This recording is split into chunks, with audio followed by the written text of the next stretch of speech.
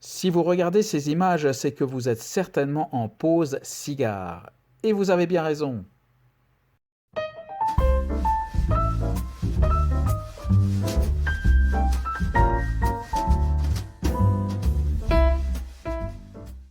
Bonjour et bienvenue. Aujourd'hui, nous poursuivons la découverte du terroir de République dominicaine avec un cigare de la marque Gilbert de Monsalva.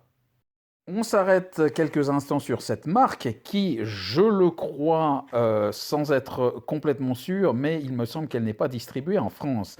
Alors ce nom de Gilbert de Monsalva, semblerait-il, est le nom d'un personnage fictif qui retrace les aventures d'un homme expert dans le milieu du tabac et qui aurait rencontré pas mal de personnages célèbres. Alors sur ce point, je n'en suis pas sûr, mais selon toute vraisemblance, il semblerait effectivement que ça soit un personnage fictif. Néanmoins, c'est le nom qui a inspiré l'un des initiateurs de la marque, Monsieur Raimondo Bernasconi, qui lui est bien réel et qui fait partie de la Royal Cigar Company, une société basée en Suisse, à Bâle, et qui est importatrice de bon nombre de marques de cigares. Cette marque a été lancée le 1er avril 2008 et est donc assez jeune puisqu'elle a 13 ans cette année. Notre cigare du jour, vous le voyez, est en cave depuis avril dernier, dégusté le 14 novembre. Sa référence exacte est donc Gilbert de Monsalva, 10e anniversaire, qui marque donc les 10e anniversaires de la marque et c'est un cigare qui est donc sorti en 2018.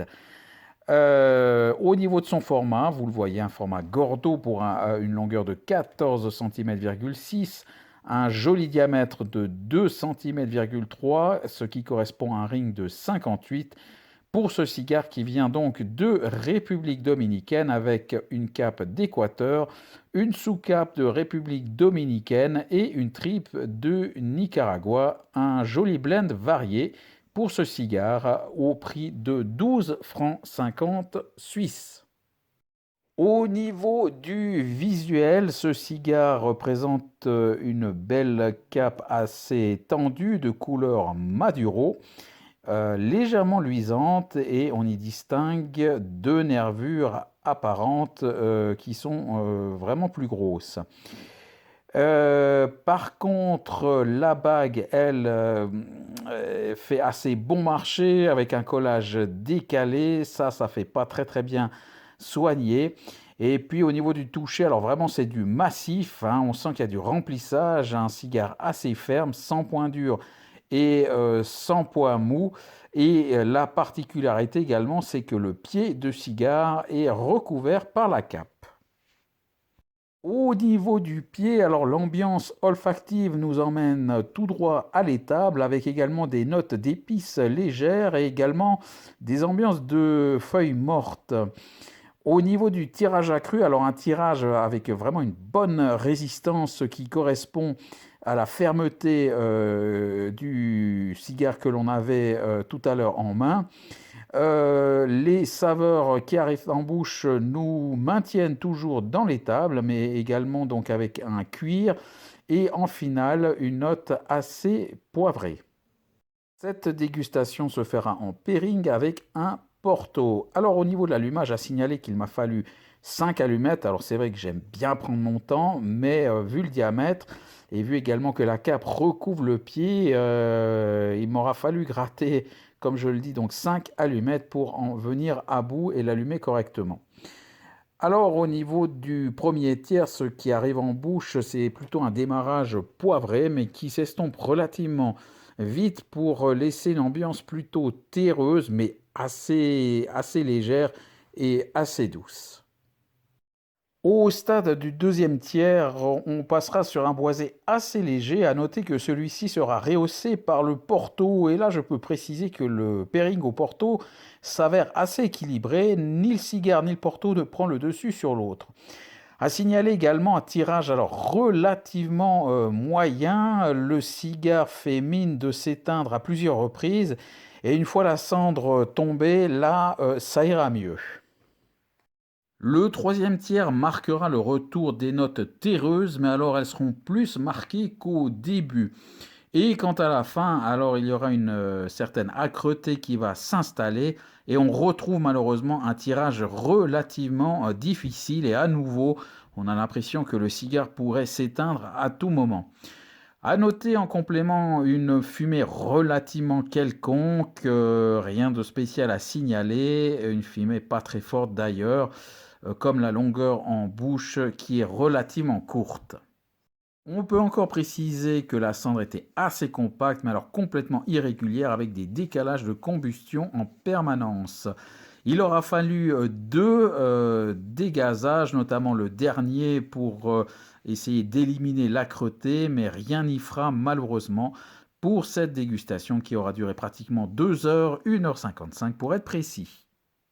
On passe aux notes avec un visuel de 7, donc une relative bonne note pour un cigare assez sympa comme ça à l'œil. Par contre, si on s'approche, il y a ces deux nervures apparentes.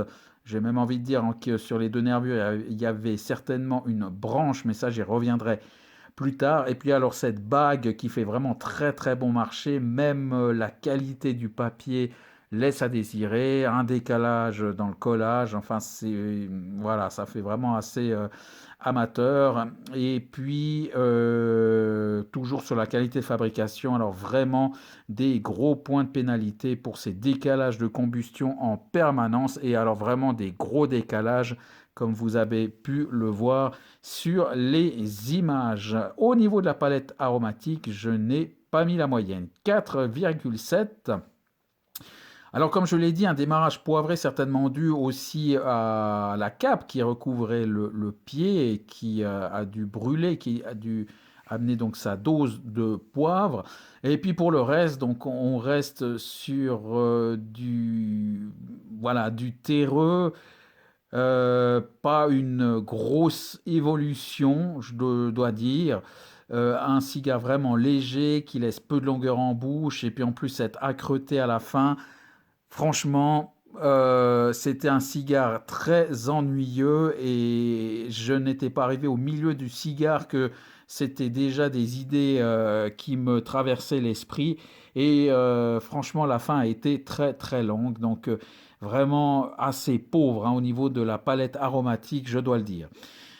Au niveau du rapport qualité-prix, 5,5, un tout petit peu plus de la moyenne, 12 francs 50 suisses pour un cigare de cette taille. Voilà, on ne prend pas non plus de gros risques à tomber malade, tellement ce cigare n'est pas puissant. Donc, bon, on peut passer un certain moment si l'on est débutant, mais franchement, pas plus, ce qui donne une note générale de 5,55. Et comme je l'ai signalé, donc un index de puissance assez bas, 3,8.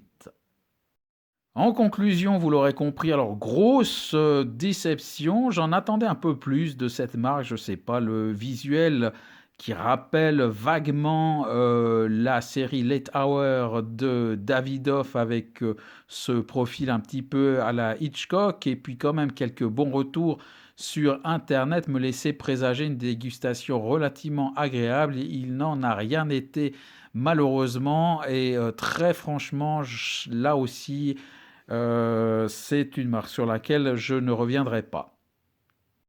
Ainsi donc s'achève cette vidéo. Il ne me reste plus qu'à prendre congé de vous, vous donner rendez-vous pour une prochaine vidéo et je vous dis à bientôt.